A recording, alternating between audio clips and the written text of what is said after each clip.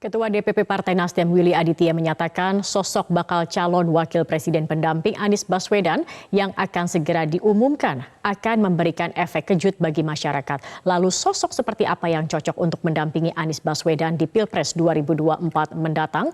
Untuk membahasnya telah bergabung bersama kami Direktur Eksekutif LSI Jayadi Hanan. Selamat sore Mas Jayadi. Mas Jayadi, tentunya bacawa pres ini memiliki peran yang penting juga untuk mendongkrak elektabilitas. Kalau dari hitung-hitungan Anda, begitu sosok seperti apa sebenarnya yang dibutuhkan oleh seorang Anies Baswedan? Yang pertama ya, yang bisa membantu Mas Anies untuk menutupi kelemahannya, ya terutama di daerah Jawa. Mas Anies itu cukup kuat di luar Jawa, tetapi lemah sekali di Jawa Tengah dan Jawa Timur. Maka sosok yang kalau yang jadi pertimbangan adalah kemenangan dalam Pilpres, maka sosok yang bisa membantu Mas Anies untuk menutupi kekurangan di Jawa Tengah dan Jawa Timur. Itu berarti harus dipilih sosok yang memiliki popularitas maupun elektabilitas yang cukup kuat di Jawa Tengah maupun di Jawa Timur, begitu. Nah, kalau di antara tiga nama yang sudah dibocorkan ke publik, yaitu Aher, kemudian Khofifah dan AHY, maka yang paling potensial di antara tiga itu untuk membantu Mas Anies di Jawa Timur terutama, kemudian juga Jawa Tengah adalah Khofifah dan AHY gitu. Jadi dua nama ini menurut Anda yang cocok begitu ya untuk meningkatkan elektabilitas Anies Baswedan juga begitu Mas Jayadi. Mas Ya, Jayadi, jadi memang ada banyak pertimbangan ya untuk cawapres itu. Saya di luar pertimbangan kapasitas dan saling cocok satu sama lain, ada dua pertimbangan yang juga pasti dipikirkan, yaitu soal tadi yang saya sebut kemenangan calon atau kemenangan dalam Pilpres. Ya. Tapi yang kedua ada juga soal pengaruhnya kepada partai yang mendukung atau yang mengusung gitu. Baik. Nah, dalam konteks inilah maka eh, kalau yang kita pertimbangkan soal pengaruhnya kepada partai yang mendukung, maka di antara tiga nama itu yang paling potensial adalah AHY. Ya. Kenapa? Karena partai PKS itu pemilihnya sudah cukup identik sebagai supporter kuat Anies. Sedangkan Partai Nasdem itu juga sudah mulai memperoleh limpahan tambahan atau paling tidak pengaruh positif dari deklarasi dan pencalonan Anies oleh Nasdem, dan Anies juga punya hubungan yang cukup kuat dengan Nasdem secara historis. Nah, yang belum memperoleh cukup kuat pengaruh itu adalah Partai Demokrat. Karena itu Partai Demokrat perlu menempatkan kadernya, dalam hal ini adalah AHY gitu. Jadi AHY, oke. faktor itu bisa mempengaruhi apakah AHY atau Khofifah atau Aher yang menjadi pendamping Anies. Selain itu, kebutuhan koalisi ini juga adalah mempertahankan Partai Demokrat. Karena kalau misalnya Partai Demokrat tidak bertahan di KPP, Koalisi Perubahan untuk Persatuan, maka bukan hanya kemenangan capres-cawapresnya yang tidak dapat, tapi pencalonannya menjadi batal kan gitu.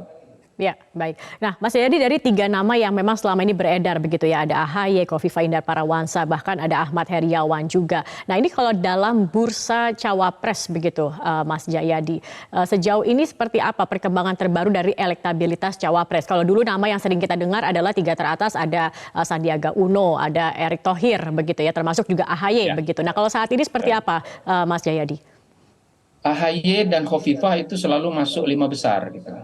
Itu yang ya. Jadi memang seringkali yang nomor satu itu Sandi, lalu Erik, AHY, atau Sandi Ridwan, atau Ridwan Sandi, lalu AHY, Erik, kemudian Khofifah. 5 nama itu yang bertukar-tukar tempat. Tapi jarak elektabilitas di antara kelima nama itu sebetulnya tidak terlalu jauh. Jadi sebetulnya dari segi elektabilitas, siapapun di antara nama itu bisa membantu memberikan paling tidak memberikan efek positif kepada capres yang yang mereka dampingi gitu.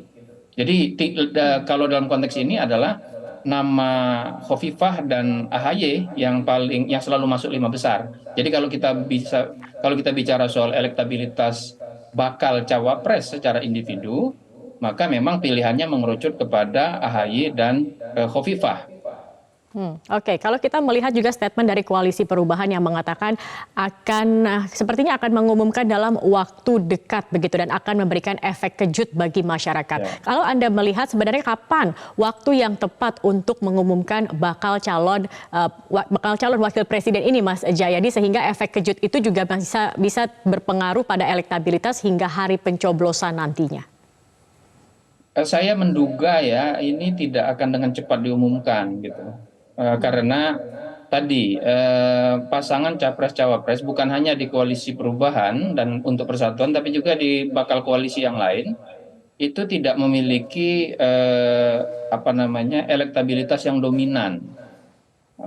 Misalnya kalau Prabowo dipasangkan dengan siapa gitu, dengan bakal cawapres siapapun, kemudian demikian juga dengan Ganjar dan demikian juga dengan Anies. Jadi elektabilitas di antara ketiganya itu kalau dipasang-pasangkan, disimulasikan itu masih belum terlalu membuat salah satu pasangan akan menjadi dominan. Karena itu dugaan saya ini masih akan saling menunggu sampai dengan menjelang batas-batas akhir pendaftaran ya. Tapi kita lihat nanti. Nah, kecuali kalau betul bahwa cawapres Anies itu akan memberikan kejutan atau efek kejut ya.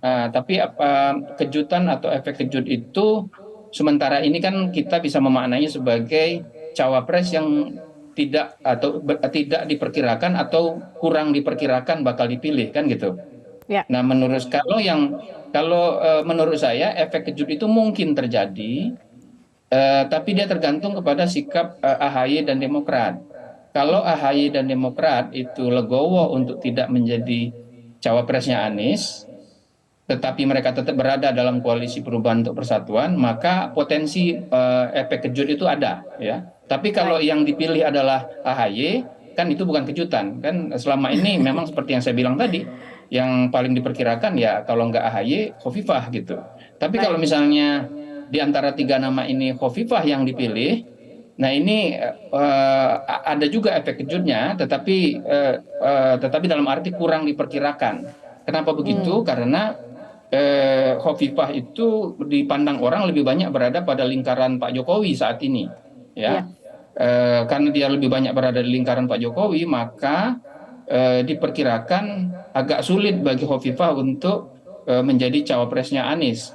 Nah, kalau ternyata Khofifah yang dipilih, sementara AHY dan Demokrat tetap berada dalam koalisi perubahan untuk persatuan, maka itu menjadi semacam kejutan. Kenapa? Oke. Karena itu berarti ada potensi Khofifah menjadi jembatan antara pencapresan Anies dengan para pendukung yang selama ini menjadi pendukung Jokowi gitu.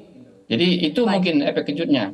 Baik. Jadi Tapi bisa seharusnya juga efek kalau kejut ini dua, adalah nama yang tidak diprediksi sama sekali begitu ya, Mas Jayadi ya? ya Jangan-jangan di luar misalnya dari nama tiga yang nama tidak ini. betul, nama yang tidak diprediksi itu bisa muncul kalau AHY tidak menjadi cawapres, tidak dipilih. Kalau yang dipilih AHY ya bukan kejutan karena semua kita sudah memperkirakannya gitu. Sudah Nah, memperkirakan. Oke. siapakah nama di luar itu yang mungkin? Ya bisa saja misalnya Erick Thohir kan bisa aja. Hmm.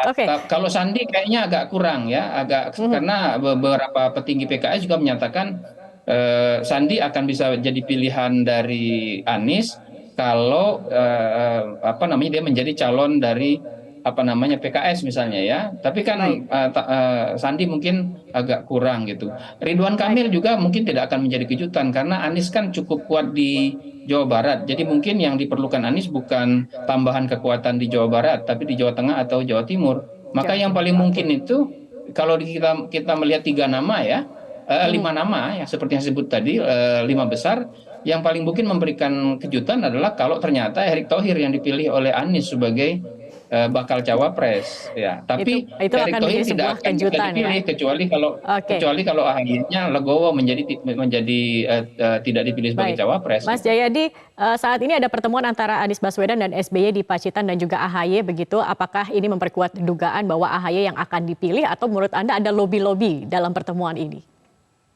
Ya, belum tentu ini menjadi sinyal bahwa AHY yang dipilih ya. Yang pasti mereka melakukan konsolidasi dan meneruskan kalkulasi gitu.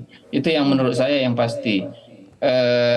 Tetapi apakah ini sinyal bahwa AHY yang akan dipilih? Belum tentu. Bisa saja ini seperti yang Anda bilang bagian dari tadi yang saya sebut kalkulasi pemantapan strategi. Baik. Bagaimana kalau misalnya AHY tidak menjadi bakal cawapres gitu. Tapi bisa juga sebaliknya. Ini juga sinyal untuk AHY menjadi cawapres Anies gitu. Jadi menurut saya kalau ditanyakan apakah pertemuan kali ini menunjukkan AHY lebih kuat sebagai cawapres, saya kira masih 50-50. 50-50 ya. Baik. Baik, kita akan tunggu nanti apa pertemuan antara Anies Baswedan dengan SBY dan AHY di Pacitan hari ini. Mas Jayadi, terima kasih sudah bergabung bersama kami di Metro hari ini. Selamat sore, Mas Jayadi. Selamat sore.